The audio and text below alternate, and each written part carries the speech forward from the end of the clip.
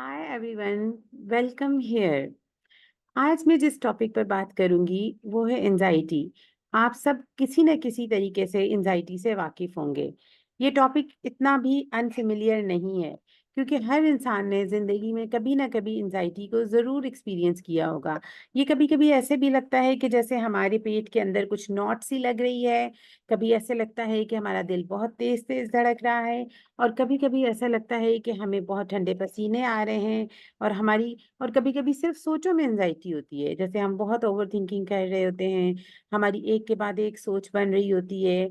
और कभी ऐसा भी होता है कि हम वर्स्ट केस सिनेरियो यानी कि किसी भी सोच को लेकर बैठ जाते हैं और फिर उसका बहुत बुरा आउटकम सोचने लगते हैं। तो आज हम बात करेंगे कि ये एंजाइटी जो है ये क्या होती है, ये क्यों होती है, इससे बचा कैसे जा सकता है, इसके अगर बचा नहीं जा सकता तो इसका इलाज कैसे किया जा सकता है। बेसिकली एंजाइटी किसी भी स्ट्रेसफुल सिचुएशन में जब हम होते हैं, अब वो स्ट्रेसफुल सिचुएशन एक्चुअल में भी हो सकती है, रियल भी हो सकती है और हमारे दिमाग के अंदर भी हो सकती है, उसकी वजह से होती है। तो जब भी हमारा जिस्म, हमारा बॉडी कोई खतरा महसूस करता है, चाहे वो रियलिटी में है चाहे वो रियलिटी में नहीं है, तो वो हमें एक सिग्नल देता है, हमें एक अलर्ट देता है। हमारी बॉडी बिल्कुल अलर्ट पे चली जाती है और वो कहती है कि चलो अभी तो हमें खुद को बचाना है। तो उस सूरत हाल में हम जैसे रोड क्रॉस कर रहे हैं, हम रोड क्रॉस कर रहे हैं, हमें एकदम से गाड़ी आती हुई नजर आई, हम एकदम से स्ट्रेस में आ गए, एंजाइटी में आ गए और हमने अपने आप को बचाने के लिए साइड पे कर लिया। अगर हमारे सामने कोई गाड़ी आ रही है तो हम वहां पर भी थोड़े से एंशियस तो हुए होंगे।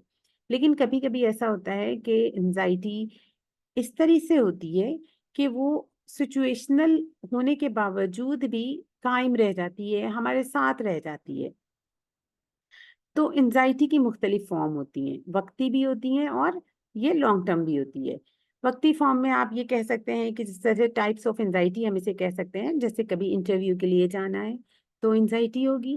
कुछ लोगों को सोशल एंजाइटी होती है, जैसे वो किसी महफिल में जा रहे हैं, कहीं कुछ लोगों की गैदरिंग है, किसी शादी की तकरीब में जा रहे हैं, पार्टी में जा रहे हैं, तो उन्हें एंजाइटी होगी और वो नहीं जाएंगे या जाने से घबराएंगे या जाने से पहले उनके पेट में दर्द होगा और उनको बार बार वॉशरूम आएगा और उनका दिल बहुत तेज तेज धड़केगा, उनको ठंडे पसीने आने लगेंगे या उस महफिल में वो पहुंच भी जाएंगे लेकिन उनके पसीने आते रहेंगे, उनको ये सिम्टम्स जो हैं वो होते रहेंगे।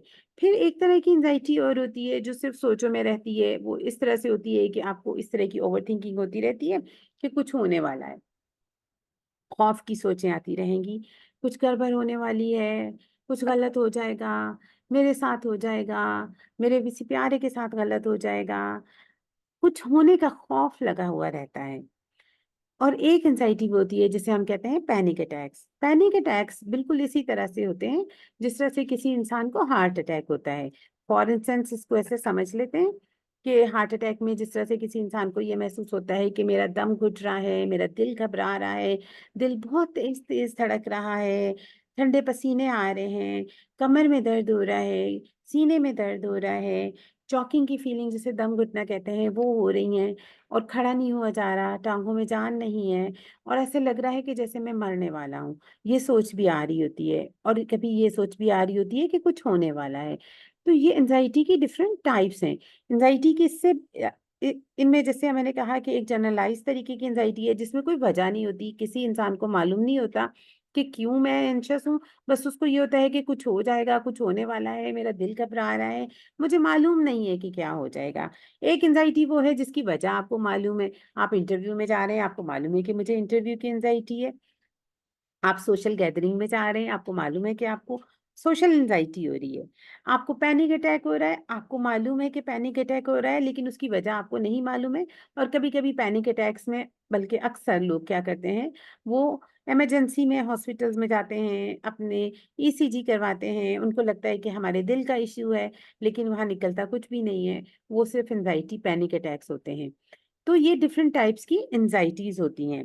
एंजाइटी होती क्यों है? देखें, एंजाइटी होने के डिफरेंट रीजंस हैं। इनमें से एक तो वजह यह है कि कोई भी लाइफ में स्ट्रेसफुल इवेंट्स हैं। अगर आपकी लाइफ में स्ट्रेसफुल इवेंट्स हो रहे हैं, यानी कि आपकी लाइफ में ऐसी सूरत हाल है जिसमें आप जहनी दबाव का शिकार हैं, तो आपको एंजाइटी हो सकती है। अब ज़हनी दबाव का शिकार होने की सूरत-ए-हाल जो हैं वो मुख्तलिफ हो सकती हैं। किसी के लिए जॉब नहीं है, किसी के लिए पैसे की कमी है, फाइनेंशियल प्रॉब्लम्स हैं, किसी के लिए रिलेशनशिप्स के प्रॉब्लम्स हैं, किसी के लिए मुख्तलिफ किस्म के जो जॉब्स के इश्यूज़ हैं, वर्क प्लेस पे इश्यूज़ हैं, कोई भी स्ट्रेसफुल सिचुएशन या इवेंट्स जो है वो उसके लिए एंजाइटी का रीज़न हो सकता है। कुछ लोगों को एंजाइटी होने की वजूहात जो हैं वो इससे डिफरेंट हो सकती हैं। जैसे माज़ी में या उनके बचपन में कोई ऐसे इवेंट हुए, ऐसे हादसे हुए जो उस टाइम पर तो उनके इतने असरात नहीं नज़र आए, लेकिन बड़े होने के बाद या कुछ टाइम गुज़रने के बाद, वक़्त गुज़रने के बाद वो ट्रिगर हो गए। अब जब वो ट्रिगर हो गए हैं, तो वो एंग्ज़ायटी की फ़ॉर्म में बाहर आ रहे हैं। और कहीं-कहीं पर एंग्ज़ायटी का जो एक रीज़न होता है, वो बायोलॉजिकल फैक्टर भी होता है। बायोलॉजिकल फैक्टर में फैमिली के अंदर भी एंग्ज़ायटी रन करती है और इसके अलावा दिमाग के अंदर, ब्रेन के अंदर होने वाले जो केमिकल इम्बैलेंस है, वो भी इसका रीज़न हो सकता है। तो कभी-कभी क्रोनिक बीमारियाँ लोग बहुत सारी ऐसी दायमी बीमारियों का शिकार रहते हैं, जिसकी वजह से भी एंग्ज़ायटी उनके बॉडी में आ सकती है। तो एंग्ज़ायटी होने की जो वजूहात हैं, उसको हम एक सिंगल फैक्टर नहीं कह सकते, उसकी मुख्तलिफ किस्म की वजूहात हो सकती हैं। आइए अब हम बात करते हैं कि आपने एंग्ज़ायटी को काबू कैसे पाना है? ये एक ऐसा टाइगर है जिसको आपने काबू कैसे करना है और आपने इसको कैसे कंट्रोल करना है? तो सबसे पहले जो टेक्नीक है वो माइंडफुलनेस की है। आप ये देखें कि माइंडफुलनेस की जो टेक्नीक है उसमें आपने करना क्या है? आपने उसमें अपने आप को अपनी प्रेज़ेंट सूरत-ए-हाल में अपने दिमाग को लेकर आना है। अब प्रेज़ेंट में आप कैसे लेकर आएँगे? अगर आप थोड़ा-सा गौर करें, तो हम हर वक़्त वैसे तो प्रेज़ेंट में रहते हैं अपने सेंसेस के साथ, लेकिन हमारा माइंड हमें कहीं इधर-उधर लेके जाके भटका रहा होता है। हमारे पास कितने सेंसेस हैं? 5 सेंसेस हैं। हम सुन सकते हैं, हम देख सकते हैं, हम सूंघ सकते हैं, स्मेल कर सकते हैं, हम टेस्ट कर सकते हैं और हम टच कर सकते हैं, फ़ील जिसको कहते हैं हम। जैसे मैं अपने बालों को टच कर रही हूँ, मैं अपने बालों को स्मेल कर रही हूँ। अगर मैंने कुछ खाया है तो मुझे उसका टेस्ट है अपने मुँह के अंदर।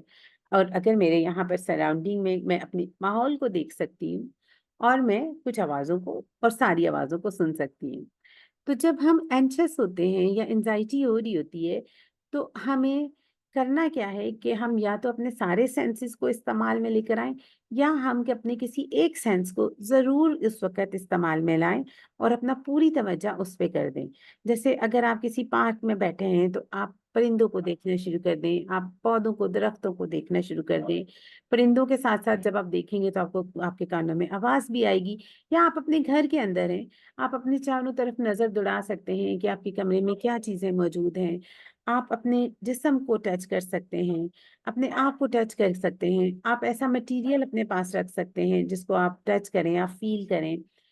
आप जिस सोफ़े पे बैठे हैं उसको टच कर सकते हैं। ये सब चीज़ एक्सरसाइज़ेज़ जो हैं ये आपको आपको प्रेज़ेंट में लेके आएँगी, आपके दिमाग को मौजूदा सूरत-ए-हाल में लेकर आएँगी, क्योंकि ये तो भाग रहा है। ये एक ऐसे टाइगर की तरह भाग रहा है जिसको पकड़ना मुश्किल हो चुका है आपके लिए। फिर आप अपने साँस पर तवज्जो दें। साँस पर तवज्जो देने के बहुत सारे तरीके हैं, जो मैं आपको लिंक शेयर कर दूँगी इसी वीडियो के अंदर, और आप उन लिंक को यूज़ करते हुए और कुछ मैं तरीके भी शेयर कर दूँगी कि आप किस तरह से अपने साँस को तवज्जो दे सकते हैं। एक बहुत आसान सा तरीका ये है कि आपने एक गहरा साँस लेना है, जैसे आप एक फूल की खुशबू को सूँघ रहे हैं।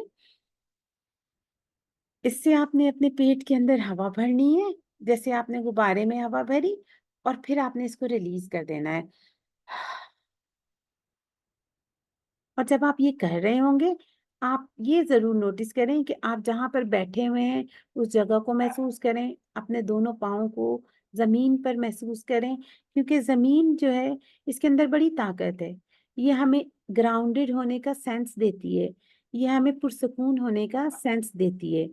आपने ये साँस लेने की मश्क हर रोज़ करनी है, क्योंकि जब आप हर रोज़ ये साँस लेने की मश्क करेंगे, कम से कम आप 5 मिनट से स्टार्ट करें और आप इसको जितना बढ़ा सकते हैं डेली बेसिस पर आहिस्ता-आहिस्ता करके उसको बढ़ाते जाएँ। तो जब आपको एंग्ज़ायटी होगी, तो आप जब ये मश्क करेंगे, तो आप बहुत जल्दी अपनी एंग्ज़ायटी पर काबू पा लेंगे। इसके अलावा जो एक और तरीका है वो ये है कि आपने अपनी थॉट्स को भी चैलेंज करना है, क्योंकि एंजाइटी जो है वो डिफरेंट तरीके से मैनिफेस्ट होती है हमारी बॉडी में। ये तो फिजिकल मैनिफेस्टेशन है एंजाइटी की, कि सांस तेज तेज चल रहा है, दिल तेज तेज धड़क रहा है, पसीने आ रहे हैं और जान नहीं है जिस्म में। लेकिन एक एंजाइटी की फॉर्म वो होती है जो सोचों के जरिए होती है, जिसको हम इंट्रूसिव थॉट्स कहते हैं, या फिर हम कहते हैं कि ऐसी सोचें आना जो गैर जरूरी हैं, ऐसी सोचें आना जिनका हकीकत से कोई ताल्लुक नहीं है, लॉजिकल नहीं है। जैसे कि कुछ होने वाला है, कुछ हो जाएगा, मुझे कुछ हो जाएगा, किसी और को कुछ हो जाएगा, दुनिया खत्म हो जाएगी, क़यामत आ जाएगी, या कोई नुकसान हो जाएगा जो कि हुआ नहीं है। तो आपने अपनी थॉट्स को चैलेंज करना है कि पहले जब कभी मुझे ये थॉट आई कि मुझे कुछ हो जाएगा तो मुझे क्या हुआ था, या किसी और को कुछ हो जाएगा तो उसे क्या हुआ था। आपने अपनी थॉट्स को खुद चैलेंज करना है और आपने एविडेंस भी देना है। क्या मेरे पास ऐसा कोई एविडेंस है कि जब पहले मुझे थॉट आई थी कुछ हो जाएगा या होने वाला है तो कुछ हुआ था। अगर मेरे पास एविडेंस नहीं है तो इसका मतलब है कि अभी भी मेरी थॉट जो है वो इलॉजिकल है, क्योंकि आने वाले वक्त का ना मुझे पता है ना आपको पता है। तो जब हमें किसी चीज के बारे में मालूम ही नहीं है तो हमें उस सोच को अपने पास नहीं रखना है। हमें किस सोच को अपने पास रखना है? हमें अभी मौजूदा सोच को अपने पास रखना है, जो अभी अभी मुझे क्या हो रहा है। अभी मैं सांस ले रहा हूँ, अभी मैं सांस ले रही हूँ, अभी मैं इन कंट्रोल हूँ। आपने ये मैसेज अपने आप को देना है कि मैं बहुत पीसफुल हूँ, मैं काम हूँ, मैं पुरसुकून हूँ, और ये जो सिचुएशन है ये आर्जी है, और ये आर्जी सिचुएशन अभी थोड़ी देर बाद खत्म हो जाएगी। तो आपने सिर्फ अपने आप को ये मैसेज देना है कि मैं पुरसुकून हूँ, और ये सिचुएशन आर्जी है, और मैं अपने कंट्रोल में हूँ। इसके साथ-साथ आप रिलैक्सेशन की मश्क भी कर सकते हैं, आप मी टाइम निकाल सकते हैं। उस मी टाइम में आप बैठकर जो आपको अच्छा लगता है अपनी ज़िंदगी में करना। फॉर इंस्टेंस कुछ लोगों को नमाज़ पढ़ के सुकून मिलता है, आप वो करें। कुछ लोगों को योगा करके अच्छा लगता है, कुछ लोगों को डांस करके सुकून मिलता है, कुछ लोगों को ऐसा लगता है कि वो सिर्फ़ खामोश बैठेंगे नेचर में जाके तो उससे सुकून मिलता है। तो आप वो एक्सरसाइज, वो मी टाइम अपने लिए ज़रूर निकालें, और उसे आप ज़रूर वो चीज़ें आप अपनी ज़िंदगी में इम्प्लीमेंट करें। सबसे आखिर में लेकिन सबसे इम्पोर्टेंट चीज़, अपने लाइफ़स्टाइल पर तवज्जो दें। आप ये देखें कि आप क्या खाते हैं, क्योंकि कभी-कभी एंग्ज़ायटी का ताल्लुक हमारे फूड से भी होता है। हमें नहीं मालूम होता कि हम कितनी मुरगन ग़िज़ाएँ खा रहे हैं, हम कितने ऐसे खाने खा रहे हैं जिनके अंदर बहुत ज़्यादा ऑयल है, बहुत ज़्यादा मसाले हैं, और जो बहुत हैवी खाने हैं, हमने वो खा लिए हैं और हम फिर सो गए हैं, और फिर हमें घबराहट शुरू हो जाती है। तो आपने खाना जल्दी खाना है, रात को सोने से बहुत टाइम 2-3 घंटे पहले खाना खा लें आप। इसके बाद आप कोई हैवी चीज़ ना खाएँ, हेल्दी लाइफ़स्टाइल अपनाएँ जिसके अंदर आप हल्की वॉक कर लें, जो मैंने शुरू में बताया है कि आप नेचर में चले जाएँ। आपने सोशल मीडिया का इस्तेमाल कितना करते हैं, वो आपकी एंग्ज़ायटी का एक बहुत बड़ा रीज़न है। आप जब सोशल मीडिया पर जाते हैं, आप कितना कंज़्यूम करते हैं, आप कितना कंपैरिज़न करते हैं, आप अपनी लाइफ़ का मुवाज़ना दूसरे लोगों की ज़िंदगियों से कितना करते हैं, क्योंकि ये सारी चीज़ें एंग्ज़ायटी को बढ़ाने वाली चीज़ें हैं। आप रात को कितने घंटे की नींद लेते हैं? आपके ताल्लुकात कैसे हैं? आपके दोस्त कैसे हैं? क्या आपके दोस्त, आपके रिश्तेदार आपकी एंग्ज़ायटी में बढ़ावा देने वाले हैं? क्या आपके रिश्ता ऐसे हैं जिनसे आपकी ज़िंदगी में एंग्ज़ायटी होती है? क्या आपके रिश्ते ऐसे हैं जो आपकी ज़िंदगी में सुकून लेकर आते हैं? आपने इन चीज़ों पे गौर करना है, और आहिस्ता-आहिस्ता करके अगर ये मुश्किल है कि आप उन ताल्लुकात से किनारा नहीं कर सकते, तो बाउंड्रीज़ डालने की कोशिश करें। उनसे कम मिलें उन लोगों से जो आपकी ज़िंदगी में मुश्किलात का बायस बन रहे हैं। बाउंड्रीज़ के ऊपर किसी और टाइम पे भी बात करेंगे, लेकिन अगर आप ताल्लुकात ख़त्म नहीं भी कर सकते हैं, तो आपने देखना है कि आपने किस तरीके से उन ताल्लुकात को ऐसे मैनेज करना है कि वो आपके लिए ज़्यादा एंग्ज़ायटी का सबब ना बने। ठीक है? ये सब चीज़ें आपने अपनी ज़िंदगी में करनी है, और इनको करने से आप देखिएगा कि अगर आपको एंग्ज़ायटी है, तो आप किस तरह से अपनी एंग्ज़ायटी पर काबू पाते हैं। और आज मुझे जॉइन करने के लिए आपको, और हेयर को जॉइन करने के लिए आपका बहुत-बहुत शुक्रिया। लेकिन एक बात याद रखें कि एंग्ज़ायटी के सफ़र में या मेंटल हेल्थ के सफ़र में आप अकेले नहीं है। हम सब आपके साथ हैं, मैं आपके साथ हूँ। अगर आपको एक राइट सपोर्ट मिल जाए, अगर आपको एक राइट तरीका मिल जाए, सही तरीका मिल जाए कि आपने कैसे उसके साथ डील करना है, तो आप अपनी एंग्ज़ायटी को बहुत अच्छे से मैनेज करके एक बहुत फुलफिलिंग लाइफ़, एक बहुत अच्छी और खुशगवार ज़िंदगी गुज़ार सकते हैं। और आपको किसी भी किस्म की हेल्प चाहिए, आपको किसी भी किस्म की फर्दर इन्फॉर्मेशन चाहिए, आप वो कमेंट सेक्शन में मुझे बता सकते हैं। Take care yourself. अल्लाह हाफ़िज़।